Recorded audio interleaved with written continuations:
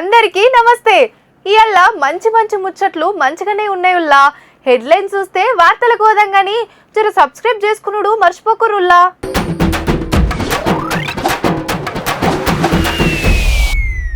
రువ్వడిగా ఖైరతాబాద్ గణేష్ పనులు పండుగకున్నది ఇంకో 2 నెలలే. పిల్లులను పెంచుతుర్రు హోటల్లా, తేట గుంజుకుంటే ఎట్లనుల్లా. బస్ ఎత్తుకపోయిండన్నా, నడపాలంటే కొలువు కొట్టాలన్నా. ఊర్లో అందరి ఓట్లు గయాం, వెనకాల ఏమున్నదో మతలబ్.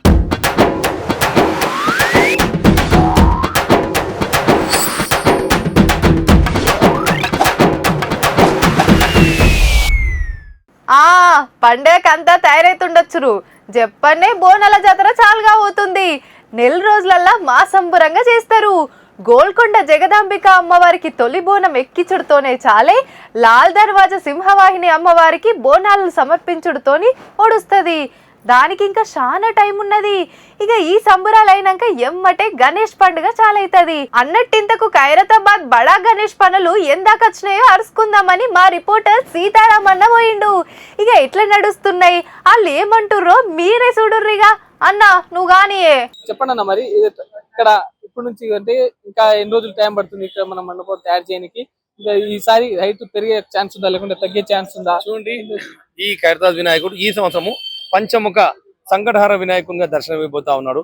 దాదాపు 65 రోజుల సమయం, సుమారు 65 రోజుల సమయం ఉంది.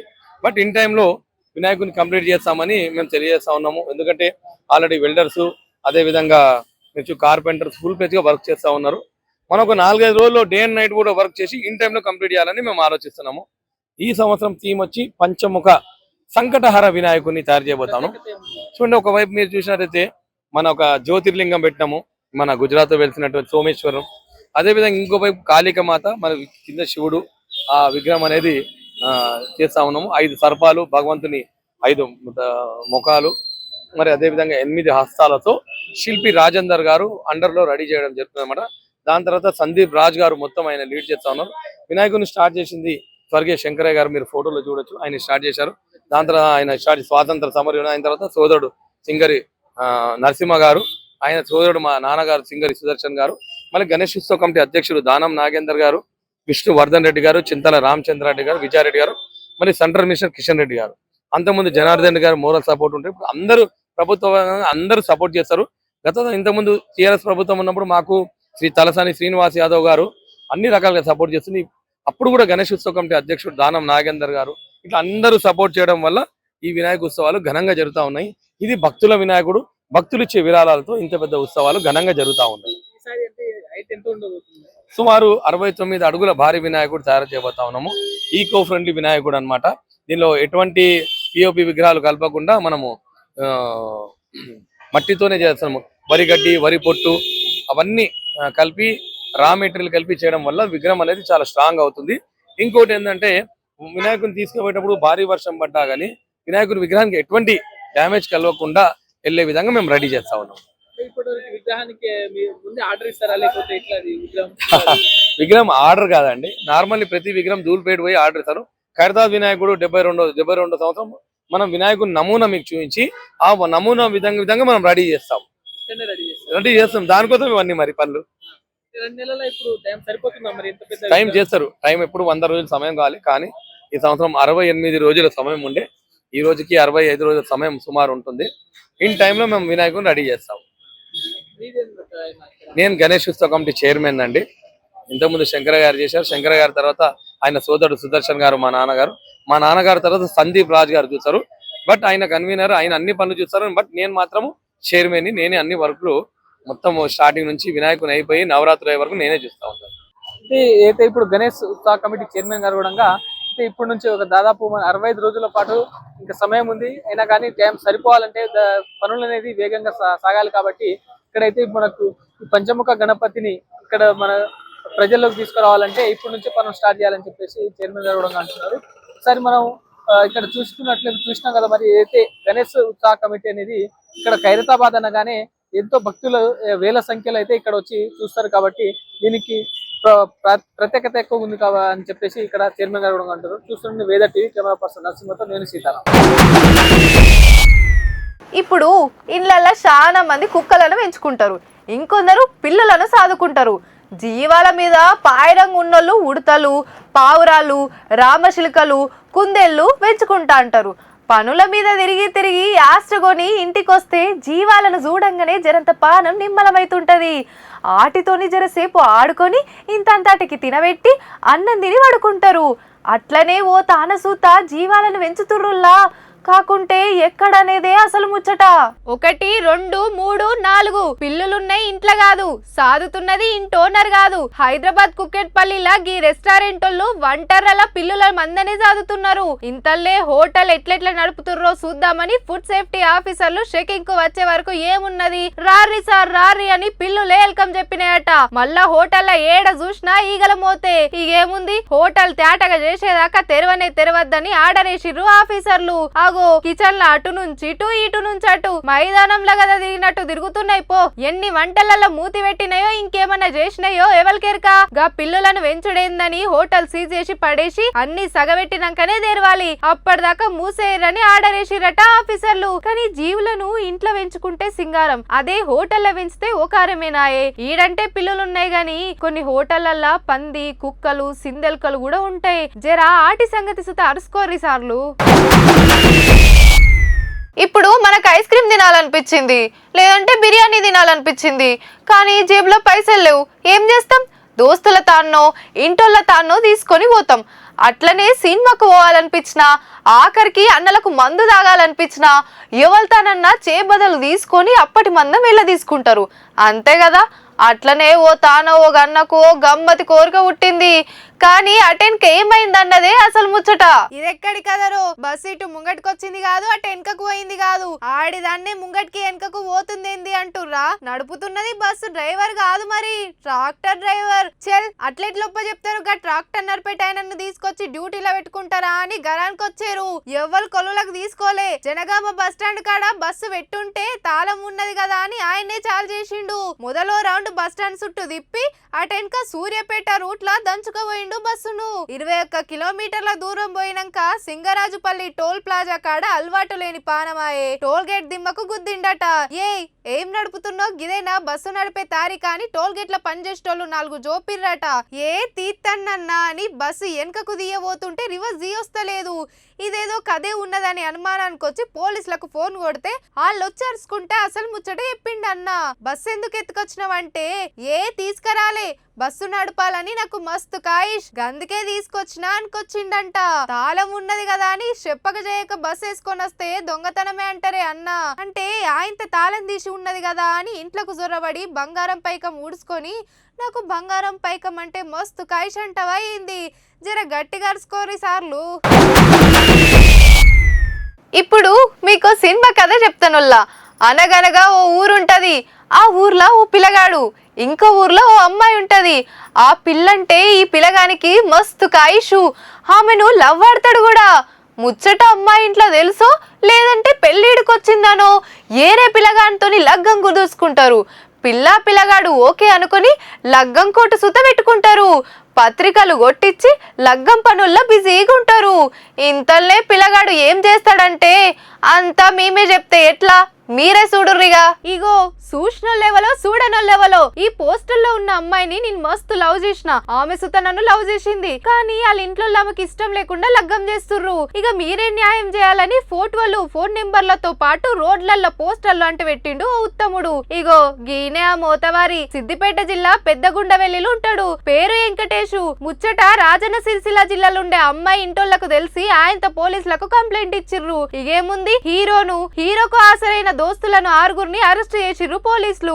ఇప్పటి నుంచి అమ్మాయికి నాకు సంబంధం ఏం లేదు. వాళ్ళ తల్లిదండ్రులు క్షమాపణ కోరుతున్నాం. ఇకపై నుంచి అమ్మాయికి నాకు సంబంధం ఏం లేదు. దీని మీద సిగ్గుపడుతున్నాం. మళ్ళీ ఇటువంటిది విడిగా ఇప్పటి నుంచి అమ్మాయికి నాకు సంబంధం లేదు.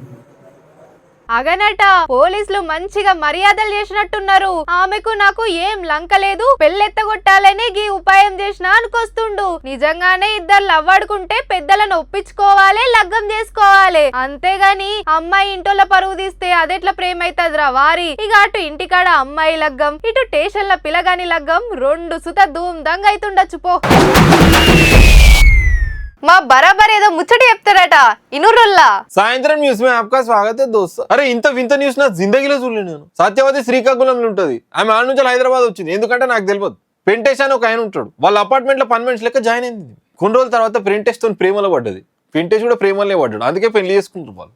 అదే అపార్ట్మెంట్ లో ఇంకొక ఆయనతో ప్రేమలో పడ్డది సత్యవతి. పెంటేష్ కి తెలిసి ఆయన అపార్ట్మెంట్ ఖాళీ చేయించాడు. ఎందుకు తెలుసా? అపార్ట్మెంట్ పెంటేష్దే.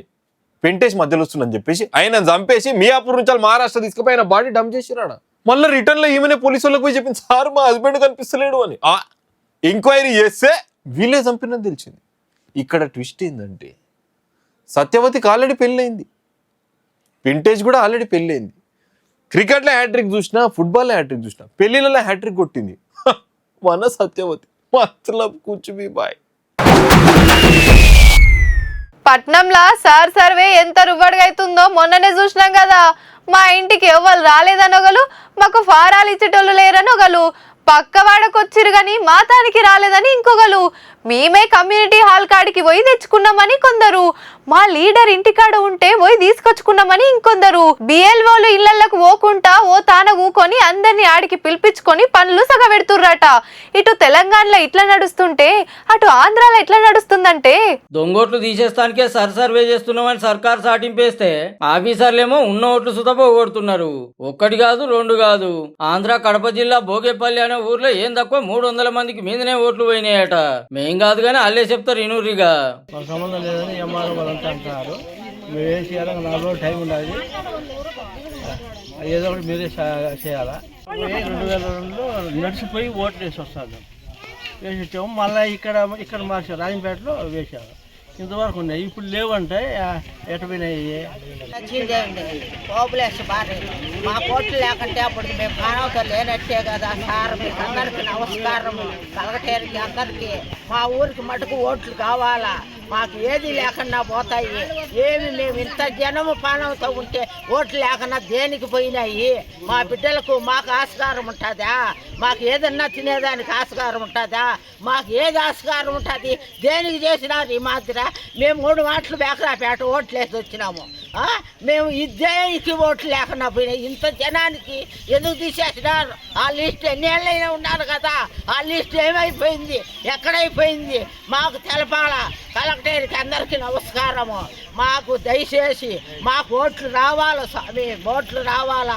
మీరు ఏం చేస్తారో ఏం కథో మేము పానతో లేనట్టే ఓట్లు మట్టుకు మాకు కావాలా, రావాలా. మాకు ఏది ఆస్కారం ఉండదు, మా బిడ్డలకు కూడా ఆస్కారం ఉండదు, మాకు ఆస్కారం ఉండదు.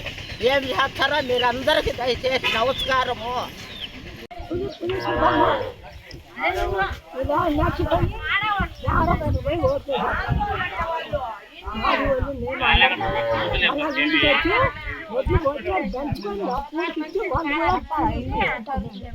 ఇప్పుడే ఓట్లు అంటే ఎటపోయినాయి పోతాయి ఓట్లు. నడిచిపోయి ఓటు వేసి వస్తాను. బస్సుల్లో ఉద్యోగుల్లో ఆటల్లో ఏదిలా ఇలానే నడిచిపోతాను. ఇలానే వస్తాను. ఇప్పుడు ఓట్లు లేవంటే ఎటపోతాయి. కొంతమంది పోయినాడు పోతారు, పిల్లలకేమో ఓట్లు ఉంటాయి కదా. ఓట్లు లేవంటే వెంకటమ్మ నాయన మాకు ఓట్లు లేవంటారు. మేము ఎప్పుడంటే ఓట్లు ఈ ఊరికి వచ్చినంత ఓట్లు వేస్తానే ఉంది నాయన, వేస్తానండి. ఇప్పుడు ఓట్లు అటుపోయినాయి. నాకు ఇప్పుడు 70 ఏళ్ళు కానీ 70 ఏళ్ళకు ఓట్లు ఎట్టపోయినాయి, ఊరి గ్రామం ఎట్టపోయినాయి ఓట్లు అండి అని అడుగుతాను. ఎట్టపోతాయి? 3 నెలల కన్నా రావచ్చు కదా, పోయిన వాళ్ళు ఏం పోయినారు, రావచ్చు కదా. బేకరాపేట పోయి వేసి వస్తాను, నడిచిపోయి వేసి వస్తాను. మేము బేకరాపేట పోయి పోయి 2-3 మాటలు పోయి కూడా వేసి నడిచి వస్తాను నాయన మేము అందరము. ఇప్పుడు ఓట్లు లేకుండా మా గ్రామం లేక ఓట్లు లేకుండా ఎట్టపోయినాయి, ఎక్కడ పోయినాయి? మా ఊరికి ఓట్లు లేకుండా ఎందుకు పోయినాయి? అధికారం నాయన కావాలా. ఆగనాట మేము పుట్టిన సంది పక్కూరికి నడుచుకుంటా పోయి మరి ఓట్లేసి వస్తాయి. ఇప్పుడు మా ఓట్లే లేవంటే ఎట్లా? మా ఓట్లు పోతే మాకు ఏది రాకుండా అవుతుంది. మేము బతుకున్నా సచ్చినట్టేనాయే. రేపు మా పూర్ల పరిస్థితి ఏంది అని చెప్పుకుంటే అమ్మలది చిన్న రంది కాదు. మరి రికార్డుల్లో ఏమన్నా తప్పు రాసిరో లేదంటే టెక్నికల్ సమస్య వచ్చిందో గానీ ఒక్కటే ఊర్లో మళ్ళా అందరి సుత ఎస్సీ ఎస్టీ బీసీల ఓట్లే మాయమవుడంటే చిత్రమే ఉన్నది. జర ఏడ పొరపాటైందో చూసి వాళ్ళ ఓట్లకి వచ్చేటట్టు చూడురి సార్లు. ఈ సర్వే చేయబట్టి దొంగోట్లేమో గానీ ఉన్నోట్లు పోకుండా కాపాడుకుంటానికే తిప్పల పడుతున్నట్టు పబ్లిక్ అంతా. ఊర్లల్లుండే అన్నలు పొద్దుగాల లేస్తే వ్యవసాయం పనులకు పోతా అంటారు. పోరాళ్ళైతే కాలేజీలు స్కూళ్ళ బాట పడతారు. అక్కలు ఇంటి పట్టు నుండి బీడీలు చుట్టుడో మిషన్ గుట్టుడో చేస్తా అంటారు. ఇట్లా ఎవరి పనులలో ఉంటారు. ఇక కొందరు ఉంటారా నాయన, ఏం పని ఉండదు పాటు ఉండదు, పిట్టగోడల మీద ఊకొని గప్పలు కొట్టేటోళ్ళు కొందరు ఉంటే పొద్దు పోతలేదని మందు గుంజేటోళ్ళు ఇంకొందరు. వీళ్ళు కాకుండా ఇంకొందరు మోత వాళ్ళు ఉంటారు. ఇక వాళ్ళే మెలగబెడతారంటే వారేవా నడి తోటలో ముద్దుగా చేప పరుచుకొని చుట్టూ ఊకొని పత్తాలాడుతురు పత్తాలు. ఇంతనే అట్నుంచి ఎవరో వచ్చినట్టు సప్పుడు కాగానే ఒక్కటే ఉరుకుడు. అవు పోలీసులే మరి. తోటలో అటోకలు ఇటోకలు ఏం ఎరగనట్టే ఎట్లా పోతున్నారో ఉరికిపోయి అందరినీ దొరికించుకున్నారు పోలీసులు. అవు ఈ మోతవరు చూడు పోలీసు అన్నను తోటను తురికిస్తున్నాడు. పో ఎంత దూరం పోతాడు, దొరకనే దొరికిండు. ఇక అందరినీ తీసుకొచ్చి చేప మీద కూకుండా పెట్టి వివరాలు తెలుసుకుంటారు. 5గురిని అరెస్ట్ చేసి 8,000కు మీదనే పైకం సీజ్ చేసిరట. ఆంధ్ర కడప జిల్లా కత్తులూరులో ఉత్తములంతా తోటలో సిట్టింగ్ వేసి ప్యాకాడుతురని మతలా అందంగానే ఏడున్నారో తెలుసుకుంటానికి ఇట్లా డ్రోన్ ఎగిరేసి ఉరికిపోయి పట్టేసిరన్నట్టు. ఏం అమ్ములేవాళ్ళు చూస్తారు, ఊరవతల తోటలకు గుంటిమే అని పురుసాతుగా కూకొని పత్తాలాడుతుంటే 4 సింహాలు పట్టేసినాయి అన్నట్టు. డ్రోన్లు వచ్చిన కంచెలి పని మతల పని పట్టే పని పోలీసులకు చాలా అల్కగా అవుతుంది. పొద్దుపోక గిసొంటి ఇకమతులు చేస్తోళ్ళు జర చూసుకోరి మళ్ళా. ఇక ఇవుల్లా ఇలాంటి గమ్మతి వార్తలు ఉంటే మళ్ళా సబ్స్క్రైబ్ చేసుకున్నాడు మర్చిపోకురుల్లా.